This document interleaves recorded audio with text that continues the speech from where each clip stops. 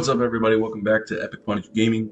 My name is Russ, and today we are going to be making a video on my favorite NFL team growing up and my favorite NFL team now, even though they give me heart attacks every weekend, or damn near heart attacks every weekend. Today we are going to be talking about the Seattle Seahawks. And this was a video I've been wanting to make for some time, but I wanted to see how things shook out. Right now, they're sitting at 4-4, and today we're going to take a look at how they can make the playoffs. All right, so moving into it, right now, they're sitting at 4-4 in a division that is completely wide open. But they are playing the Rams this weekend, and they are also have the toughest stretch of their schedule coming up right after that. They have their bye week after they play the Rams. Then the tough stretch for the rest of the year goes on. After the Rams games, they got to play at San Francisco. They got to play the Cardinals. They got to play at New York and against the Jets. They play the Cardinals again in Arizona this time. They play the Packers, then the Vikings, and then finish the year on the road twice, once at the Bears and once in LA against the Rams. So right now, the Seahawks are sitting at a 16% chance to make the playoffs. And as they come upon this last stretch of the year, I think they beat LA, in my opinion. And that puts them at a 23% chance to make the playoffs if they can beat LA. So they improved their chances a little bit there. It would improve them to 5-5, or to 5-4. After the loss to the Bills, though, it's been interesting to see how the Seahawks have played. When we take a look at the team here, let's look at the team stats for the Seattle Seahawks. And the thing with Seattle is they've been very up and down. We don't know what type of team we're really getting when we watch the Seahawks play, because the first 3 games of the year they started off 3-0 and were rolling right on through. Had a really good Week 3 win there against the Dolphins, a close overtime win against the New England Patriots, and a good opening win against the Denver Broncos.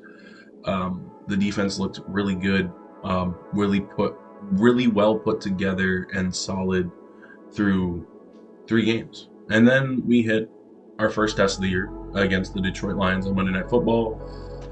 We lost that game.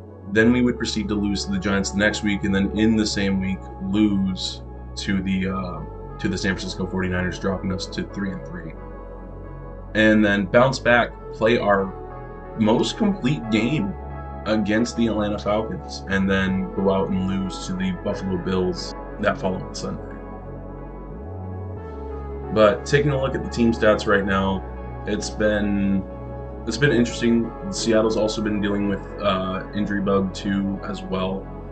But when you look at the top 3 offensive leaders on the team, you have Geno Smith with 2,197 passing yards, 8 touchdowns, and a QBR though of 59.1. Yikes! You also have Kenneth Walker, who has 315 yards, 74 touchdowns, and 74 carries for 6 touchdowns.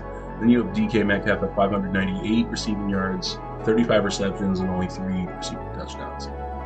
Although Metcalf has more yardage, and it looks like he's getting a little bit more touches than Kenneth Walker is, Kenneth Walker is still your star player, in my mind. Kenneth Walker is still a guy you need to be a functioning cog on this offense in order for you to have the success that you want to find. Ryan Grebb's offensive scheme is very college-oriented and very much looks like the University of Washington's offense that he had last year. So it'll be really interesting to see how Seattle can improve the offense going forward, because they've been very up and down. Your 3 leaders on the defense right now are Tyrell Dodson with 62 tackles for 2 sacks. Derek Hall has 5 sacks and 24 tackles. Julian Love has 2 interceptions, 4 pass defenses, and 59 tackles. But when you look at this team, it's easy to see why you would think that they could be something. I mean, with Coach Mike McDonald at the front, who had Baltimore's defense ranked number 1 in every category last year for defense, number 1 in total defense overall. And when you look at the full team statistics for the Seattle Seahawks moving forward, so you have the Seahawks right now in terms of offense, they're ranked ninth in total offense. Right now, they have a total yardage of 2,811 yards so far on the year. They are getting 351.4 yards per game, 262.1 yards per game for pass rushing, but their for passing, their rushing numbers are way down. 89.3 yards per game. You can't win games in the NFL if you don't have a good run. And not to mention points per game. They've only been scoring 23.8 points. Again, if you're going to contend with playoff teams, you have to be scoring 25 plus points a game. And the Seattle offense has proven that they can do it, but have also proven to me that they can't get the job done. And I think they're in that weird category of they can beat bad teams, but they can't beat bad teams. And when you move on to their defense, we get a kind of a closer look at why. I mean, Seattle's way down there. You don't even want to count how far down. I think like 24th or something like that. So they're 21st in total defense. Right now, they've given up 356.5 yards per game. They've given up 208 yards in passing, but the rushing numbers, they're giving up almost 150 yards per game in rushing, and have allowed 24.4 points. It's just, you need to get the turnover differentials there are just, it plays a huge factor. It plays a huge factor, and right now, Seattle is sitting at a -4 turnover differential. I think most of that may have to do with the fact that Geno Smith has also thrown like 9 interceptions.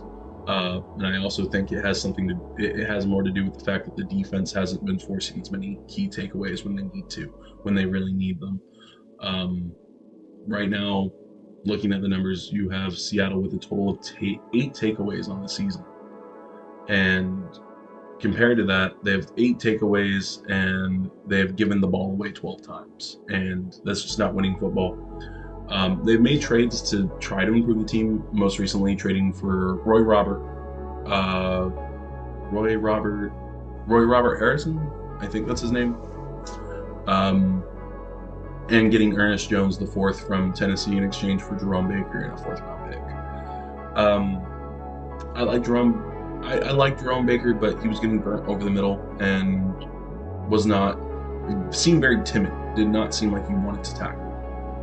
So it's very interesting, very confusing for me as a Seahawk fan, because one week they're playing great football, the next week they're playing dog shit, and it's upsetting, but like at times, it's nice. But in order for Seattle to become a better team, I think it starts with quarterback play, how the offensive line is blocking, and overall winning the battle in the trenches for offense. Now, on defensive side of the ball, it's the same thing, winning in the trenches. And right now, Mike McDonald has done everything he can to try to improve the defensive line. I think this year is more of going to be a sit back and see kind of year. Let Mike McDonald get a feel for what's going on with the team, and make improvements based upon that. But as a very selfish Seahawks fan, I want to see them make the playoffs. I want to see us make a run, and I want nothing more than for us to eventually win another Super Bowl. But moving forward, you need to find ways to take pressure off of Geno, get Kenneth Walker more involved in the run game, and also filling up the trenches and plugging up gaps, not allowing any outside or inside runs to mess with you,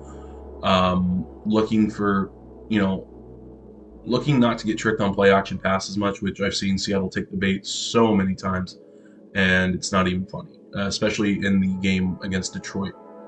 So moving forward, their biggest areas of needing to improve: forcing turnovers, taking care of the ball on offense, winning in the trenches for the offensive line.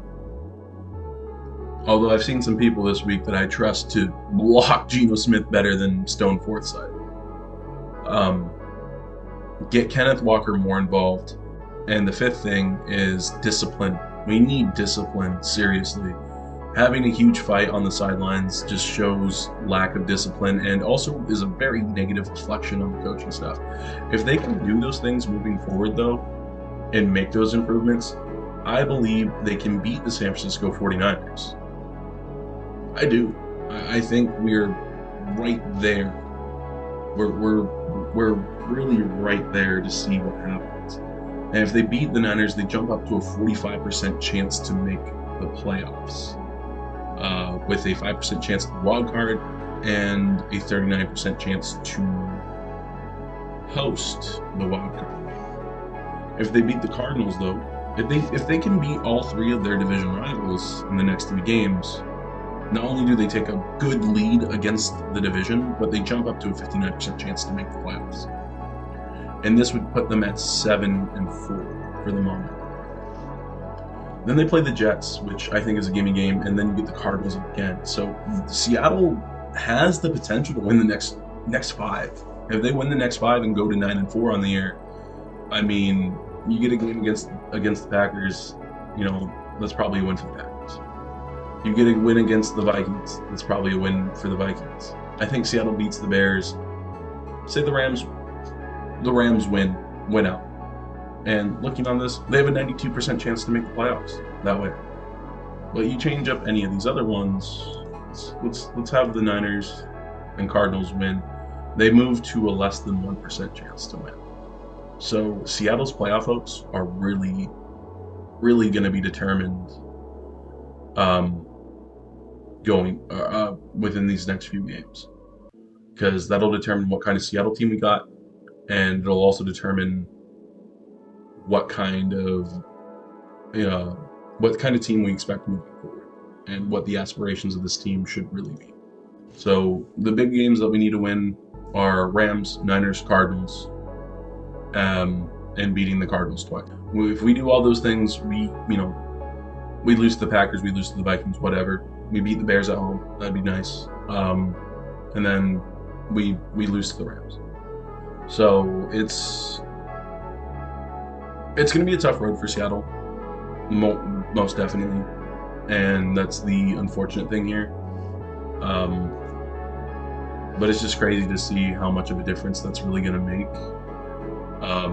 based upon if Seattle wins these next 3 games, that heavily impacts their playoff chances. So what we'll see against the Rams today and against the Niners next week, or in 2 weeks, and then the Cardinals in 3 weeks from now, is really going to determine this team's future moving forward.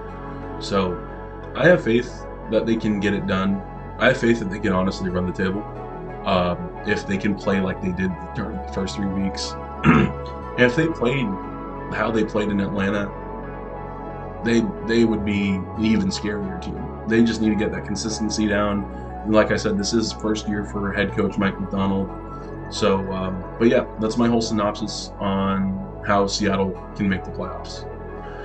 If you guys enjoyed this video, click like, share, and subscribe if you are new. Tap the bell to get our post notifications, and I will see you guys in the next one.